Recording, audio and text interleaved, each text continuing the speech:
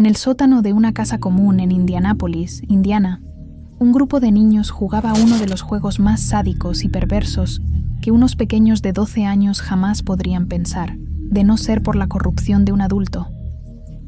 Muchos se reían mientras esta anormal práctica ya se había normalizado cada día durante las últimas 6 semanas, y la despreciable diversión que sentían era realmente espantosa en los rostros infantiles de aquellas criaturas. Esto relataría a las autoridades Jenny Faye Likens, la hermana de lo que por más de 3 meses de agonía fue el juguete perverso de una psicópata sádica y de los niños de todo un vecindario.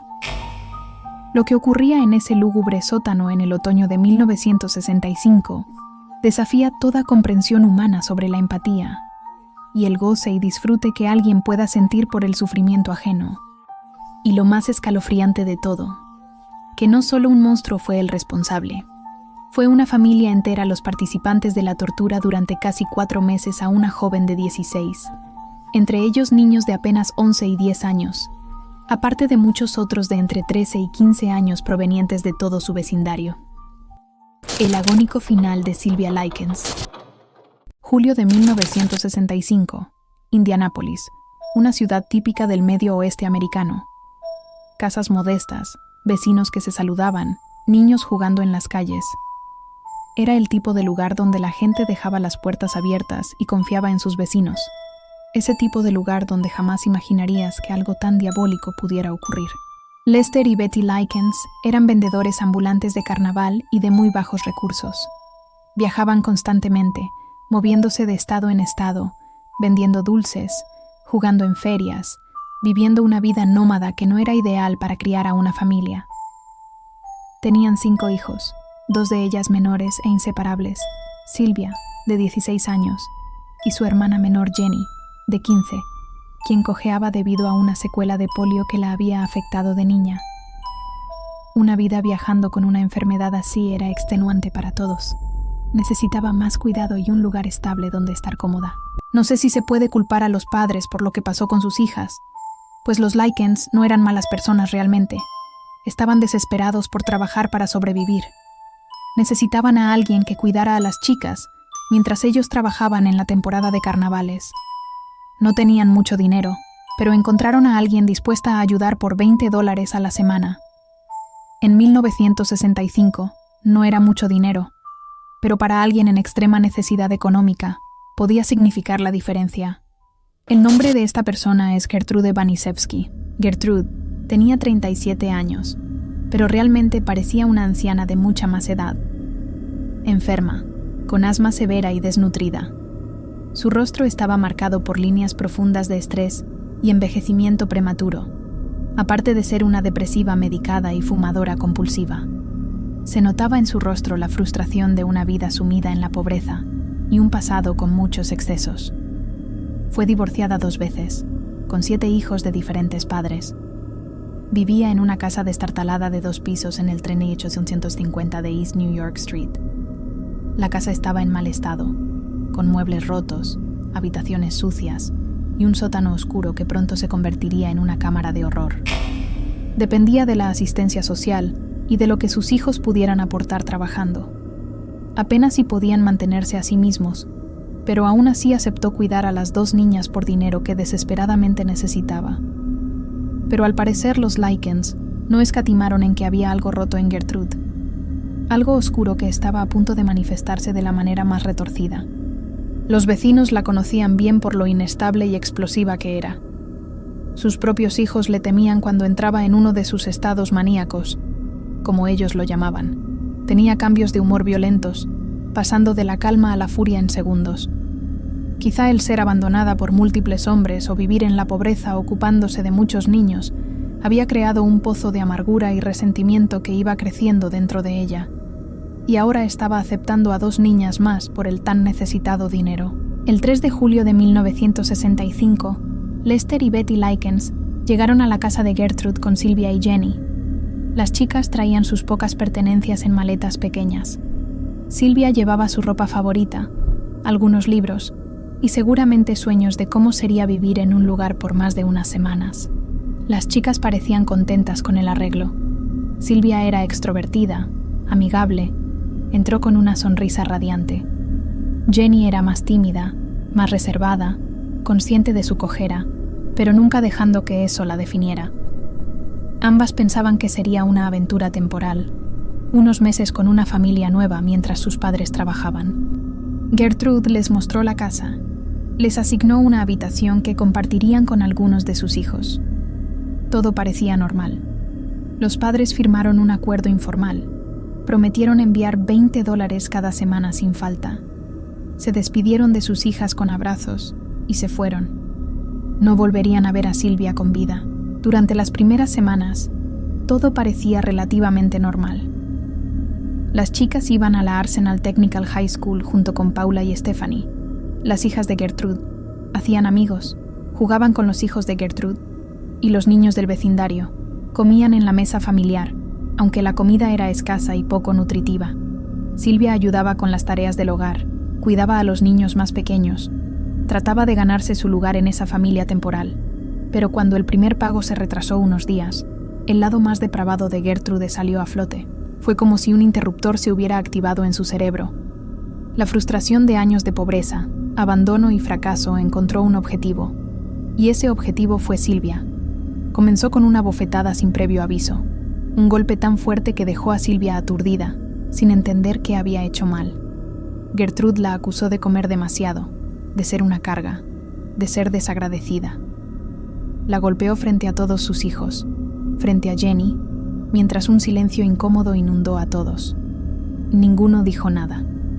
Los niños miraron en silencio, aprendiendo que golpear a Sylvia era aceptable. Luego vinieron los insultos. Perra, prostituta, sucia, basura. Esto era cuestión de todos los días y sin previo aviso. La niña, que no entendía haber hecho nada malo, simplemente se rompía esperando junto a su hermana que sus padres regresaran. Pero Gertrude había decidido que Sylvia sería su chivo expiatorio para toda su frustración, su pobreza, su vida miserable, y en su mente retorcida, Sylvia merecía cada golpe, cada insulto, cada tortura que vendría. Lo que hace que este caso sea tan profundamente perturbador no es solo la crueldad de Gertrude, es que logró convertir la tortura de Sylvia en un entretenimiento grupal y convencer a sus hijos que de hecho era divertido torturar a Sylvia, y en un ritual degradante que fue escalando hasta su trágico final. Comenzó con Paula, la hija mayor de Gertrude, embarazada a los 17 años, comenzó a golpear a Sylvia. Al principio con dudas, pero pronto esas dudas fueron entusiasmo. Luego Johnny, el hijo mayor, de solo 12 años, después Stephanie. Incluso los más pequeños participaban, dando patadas, escupiendo e insultando. Pero no se detuvo ahí. Y aquí es donde la historia se vuelve aún más escalofriante. Gertrude invitaba a los niños del vecindario y amigos de sus hijos a participar. Niños de 10, 12, 15 años que venían después de la escuela. Les decía que Sylvia era mala, que era una mentirosa, que había hecho cosas terribles y que merecía ser castigada. Y los niños, bajo la influencia de una figura de autoridad adulta, comenzaron a disfrutar de los maltratos a Sylvia. Coy Hubbard, de 15 años, novio de Stephanie, practicaba sus movimientos de judo usando el cuerpo de Sylvia como saco de boxeo. La lanzaba contra las paredes, le daba patadas voladoras, se reía mientras ella gritaba de dolor. Richard Hobbs, de 14 años, otro adolescente del barrio, participaba en las palizas como si fuera un juego después de la escuela, como si torturar a una niña fuera tan normal como jugar béisbol. Randy Lepper, Judy Duke, Anna Cisco, niños cuyos nombres se perderían en la historia, pero que todos tuvieron su momento golpeando, pateando, humillando a Sylvia Likens. La casa en el 3850 de East New York Street se convirtió en una cámara de tortura. Y lo peor es que era a plena vista. Los gritos se escuchaban en el vecindario. Los niños entraban y salían constantemente, pero nadie llamó a la policía. Nadie se preguntó siquiera qué estaba pasando. El abuso escaló de maneras degradantes entre los propios niños. Sylvia fue forzada a desnudarse frente a todos mientras ellos reían y señalaban. La quemaban con cigarrillos en los brazos, piernas y rostro. En una ocasión especial, Gertrude cobró a los niños unas cuantas monedas para hacer que Silvia se desnudara frente a todos, mientras uno de ellos le introducía una botella de Coca-Cola en sus partes íntimas. Todo monitoreado por Gertrude, quien observaba mientras reía. Las humillaciones de la sádica mujer no quedaron ahí. Cada vez que los Likens demoraban en enviar los $20 prometidos, Gertrude se desquitaba con Silvia. Incluso en ocasiones, llegó al punto despreciable de obligarla a comer sus propias heces y beber de su propia orina mientras la mantenía días sin comer. Dejó de ir a la escuela. Casi las 24 horas del día, estaba en el oscuro y húmedo sótano donde no se le permitía ir al baño, excepto usar un balde en una esquina de la habitación. Su hermana cuenta que muchas veces trató de ayudarla, pero su cojera e invalidez debido al polio apenas y le permitía moverse para escapar. Silvia a veces se rompía mientras escuchaba las risas de los niños arriba mientras ella sufría en la oscuridad. La despreciable mujer, en sus delirios paranoicos y su necesidad de justificar lo injustificable, comenzó a esparcir rumores de que Silvia era una prostituta. Convenció a los niños de que Silvia había embarazado a Paula, una acusación completamente absurda, pero que en la mente enferma de Gertrude tenía sentido. Obvio que nada de eso era cierto. Silvia era virgen, nunca había tenido novio, pero la mentira justificaba la crueldad, le daba permiso para continuar su horror, y esto era cosa de todos los días. Incluso, en una ocasión, Gertrude decidió marcar a Silvia permanentemente. Calentó una aguja de coser al fuego, hasta que estuvo al rojo vivo. Con la ayuda de Richard Hobbs, quien sostenía a Silvia mientras ella se retorcía de dolor, Gertrude grabó lentamente en el abdomen de la niña, letra por letra: «Soy una prostituta y estoy orgullosa de ello». El proceso tomó horas mientras Silvia gritaba hasta quedarse sin voz, suplicando que pararan. Nunca se detuvieron y cada día empeoraba. Nadie vino a ayudarla o a preguntar siquiera por qué tanto alboroto en aquella casa. Ni los vecinos que escucharon los gritos se acercaron siquiera, ni los maestros de la escuela que notaron que Silvia dejó de asistir. Mientras que Jenny, la hermana menor de Silvia, quedaba impotente por no poder ayudarla. Jenny también era golpeada, no al grado de Silvia, pero también fue abusada. Gertrude la usaba como herramienta de control. Si Silvia se resiste, si intenta escapar, si le dice a alguien, «Te haré a ti lo que le hago a ella», pero peor.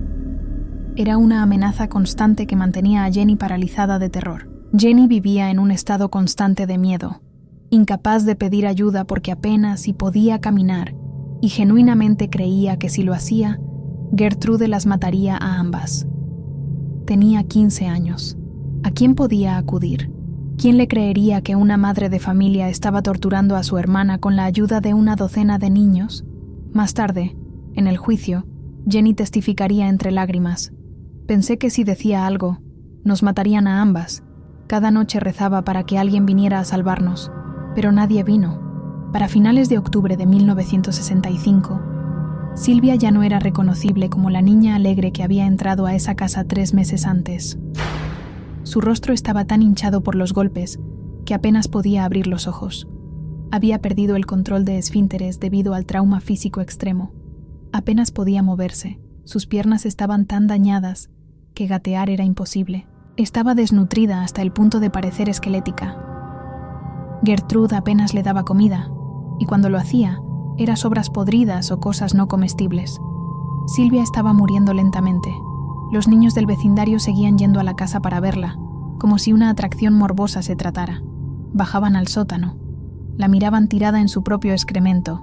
Hacían comentarios, se reían, y luego subían a jugar como si nada.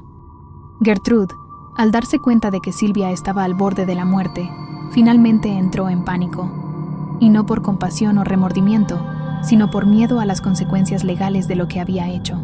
Intentó crear una coartada elaborada. Obligó a Silvia, quien apenas podía sostener un lápiz, a escribir una nota confesando que había sido atacada por una pandilla de chicos del barrio. La nota decía que había estado haciendo cosas inmorales y que los chicos la habían castigado por ello. Silvia, débil, apenas consciente, con los dedos rotos y quemados, garabateó algo incomprensible que Gertrude consideró suficiente. No sé qué pensaba esta mujer. tal vez presentar este papel sin ningún valor a las autoridades para así librarse. Su plan fue dejar a Silvia en un parque abandonada. La policía la encontraría, leerían la nota, y nadie sospecharía de la bondadosa Gertrude Wanisewski, que solo había estado cuidando a la niña. Pero Silvia no llegaría al parque. El 26 de octubre de 1965, un martes por la tarde, Silvia estaba tirada en un colchón sucio y empapado de orina en el sótano. No podía hablar, apenas si respiraba con dificultad. Cada aliento era una lucha. Su cuerpo finalmente estaba rindiéndose después de meses de tortura inimaginable. Gertrude, aún intentando ejecutar su plan, le ordenó a Richard Hobbs que bajara al sótano a darle un baño para limpiarla antes de abandonarla. Cuando Hobbs la tocó para levantarla, el cuerpo de Silvia comenzó a convulsionar violentamente. Sus ojos se pusieron en blanco, su respiración se detuvo, y entonces, después de 3 largos meses de sufrimiento que ningún ser humano debería experimentar, Silvia Likens falleció. La autopsia revelaría más de 150 heridas separadas en su cuerpo, quemaduras de primer, segundo y tercer grado, fracturas múltiples, hemorragia cerebral causada por traumatismo repetido en la cabeza, desnutrición severa, daño irreparable en sus órganos internos. El médico forense que realizó la autopsia diría más tarde: en mis 40 años de carrera, nunca había visto un caso de abuso tan extremo. Parecía víctima de un campo de concentración. Gertrude llamó a la policía alrededor de las 5:30 de la tarde. Su voz en la llamada era calmada y casi aburrida, como si nada hubiera pasado. Reportó que una niña bajo su cuidado había muerto. Les contó la historia preparada de la pandilla que había atacado a Silvia, mientras mostraba la absurda nota garabateada como evidencia. Los oficiales se miraron entre sí mientras le decían que no se moviera. El oficial Roy Williams entró a la casa y de inmediato sintió que algo estaba terriblemente mal. La casa olía a podredumbre, orina y algo más: miedo. Los niños presentes estaban anormalmente quietos. Algunos temblaban mirando al suelo, sin hacer contacto visual.